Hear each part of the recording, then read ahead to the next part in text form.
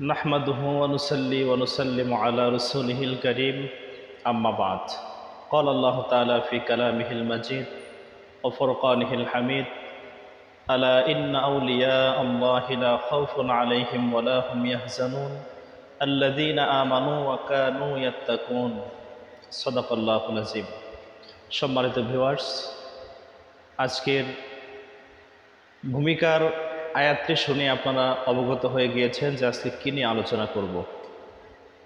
আজকের আলোচনার মূল বিষয়বস্তু হচ্ছে আউলিয়ায়ে কেরাম, আল্লাহর অলিগণদের কারামত সম্পর্কে।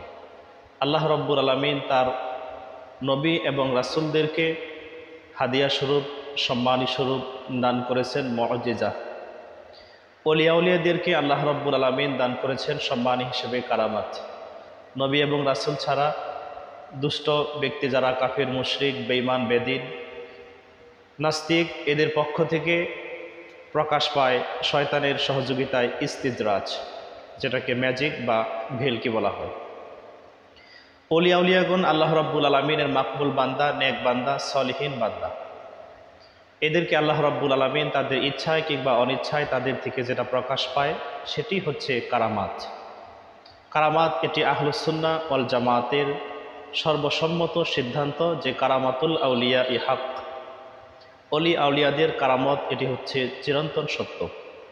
আর আহলুস সুন্নাহ ওয়াল জামাত এটি একমাত্র নাজাতপ্রাপ্ত দল। সম্মানিত ভিউয়ার্স, আলোচনা দীর্ঘায়িত না করেই, ভূমিকা আর প্রলম্বিত না করে সূচনাতেই আমি ইনশাল্লাহ আপনাদের সম্পর্কে একটি কারামত নিয়ে আলোচনা করব। সেটি হচ্ছে ইমাম কুরতুবী রহমাতুল্লাহি আলাইহি বর্ণনা করেছেন এবং হুজ্জাতুল ইসলাম ইমাম গাজ্জালী রহমাতুল্লাহি আলাইহি হুজুর তিনার মুকাশাফাতুল কুলুব কিতাবে লিখেছেন, বিখ্যাত তাবিঈ হযরত হাসান আল বসরি রহমাতুল্লাহি আলাইহি ওনার জামানায় এক মহিলার একটি মাত্রই কন্যা সন্তান ছিল। মেয়েটি মারা যায়। মহিলাটি খুবই ব্যতিব্যস্ত হয়ে পড়ে তিনি হযরত হাসান আল বসরি রহমাতুল্লাহি আলাইহির কাছে দরবারে আসলেন। পর্দার আড়াল থেকে জিজ্ঞাসা করলেন, হুজুর, আমার একটি মাত্র কন্যা সন্তান ছিল, মেয়েটি দুনিয়া থেকে বিদায় নিয়েছে, তো মেয়েটার কবরের কি অবস্থা? কবর জিন্দেগিতে আমার মেয়েটা সুখে আছে না দুঃখে আছে? তিনি আল্লাহ রাব্বুল আলামিনের পক্ষ থেকে তিরস্কৃত নাকি পুরস্কৃত? এই বিষয়টি আমি জানতে চাই, দেখতে চাই। এটা জানার জন্য বা দেখার জন্য কোনো নেক আমল আছে কিনা, যদি থাকে আল্লাহর ওয়াস্তে দয়া করে আমাকে তা শিখিয়ে দিন। হযরত হাসান বসরি রহমাতুল্লাহি আলাইহি উক্ত মহিলাটাকে কিছু আমলের তালিম দিয়ে দিলেন। বলল, আপনি এটার উপর আমল করুন, ইনশাল্লাহ আপনি আপনার মেয়েকে স্বপ্নে দেখতে পাবেন। তিনি আমল করার পর তার একমাত্র কন্যাকে স্বপ্নে দেখলেন যে তিনি জাহান্নামের আযাবে গ্রেফতারত রয়েছেন, প্রচণ্ড আযাবের মধ্যে রয়েছেন। অতঃপর মহিলাটি পরদিনেই হযরত হাসান আল বসরি রহমাতুল্লাহি আলাইহির দরবারে এসে তার মেয়ের কবর জিন্দেগির দুরবস্থার কথা তুলে ধরলেন। এর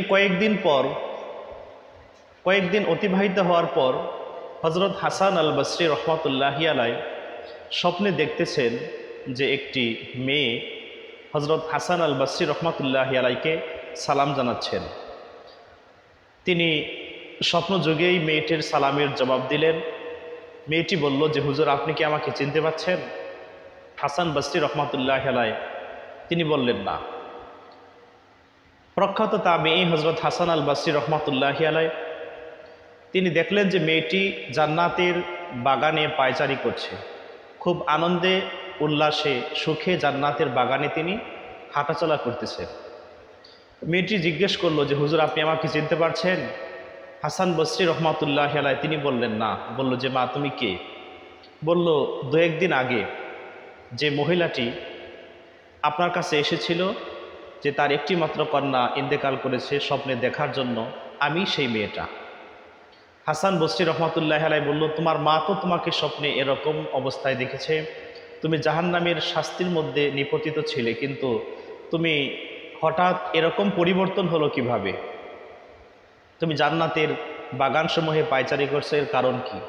মেয়েটি বলল যে হুজুর, আমাকে যে কবরস্থানে দাফন করা হয়েছিল সেই গোরস্থানে 70-এর অধিক মাইয়েতের কবরে আযাব হচ্ছিল, কিন্তু ঘটনাক্রমে সেই কবরের পাশ দিয়ে আল্লাহর এক ওলি গমন করছিলেন। তিনি রাসূল পাক সাল্লাল্লাহু আলাইহি ওয়াসাল্লামের হাদিস শরীফের মুহাদ্দিস, হাদিসের দর্স তালিম ছাত্রদেরকে শিক্ষা দিতেন। এমন একজন আলেম, এমন একজন আল্লাহর নেক বান্দা ওলি কবরের পাশ দিয়ে যাওয়ার সময় তিনি ক্ষণিকের জন্য দাঁড়িয়ে গেলেন। রাসূলুল্লাহ সাল্লাল্লাহু আলাইহি ওয়াসাল্লামের উপর কয়েকবার দরুদ শরীফ পড়ে দোয়া করে এই দরুদের হাদিয়া সমস্ত কবরবাসীদের জন্য তিনি সদকা করে দিলেন। সেই দরুদ শরীফের ওসিলায় এবং আল্লাহ রাব্বুল আলামিনের সেই নেক বান্দা আল্লাহর ওলির দোয়ার ওসিলায় আল্লাহ রাব্বুল আলামিন সেই গোরস্থানের 70-এর অধিক মাইয়েতের কবর আযাবকে আল্লাহ রাব্বুল আলামিন কিয়ামত পর্যন্ত মাফ করে দিয়েছেন। তাহলে আমরা এই ঘটনা থেকে জানতে পারলাম যে আল্লাহর ওলিদের 2 হাতের 10 আঙ্গুলের এতটা শক্তি, এতটা পাওয়ার আল্লাহ পাক তাদেরকে দিয়েছেন। আল্লাহ রাব্বুল আলামিনের পক্ষ থেকে তারা অর্জন করে নিয়েছেন। হাদিস শরীফে আসছে, রাসূলুল্লাহ সাল্লাল্লাহু আলাইহি ওয়াসাল্লাম ইরশাদ করেছেন, ইন্না মিন ইবাদিল্লাহি মান আকসামা আলাল্লাহি লা আবাররা। নিশ্চয়ই আল্লাহ রাব্বুল আলামিনের বান্দাদের মধ্য থেকে এমন কিছু বান্দা রয়েছেন, তিনারা যখনই আল্লাহ রাব্বুল আলামিনের কাছে দুহাত তুলে প্রার্থনা করেন, আল্লাহ রাব্বুল আলামিন কখনো তাদের প্রার্থনাকে ফেরত দেন না, সাথে সাথে আল্লাহ পাক তাদের প্রার্থনাকে মঞ্জুর করেন।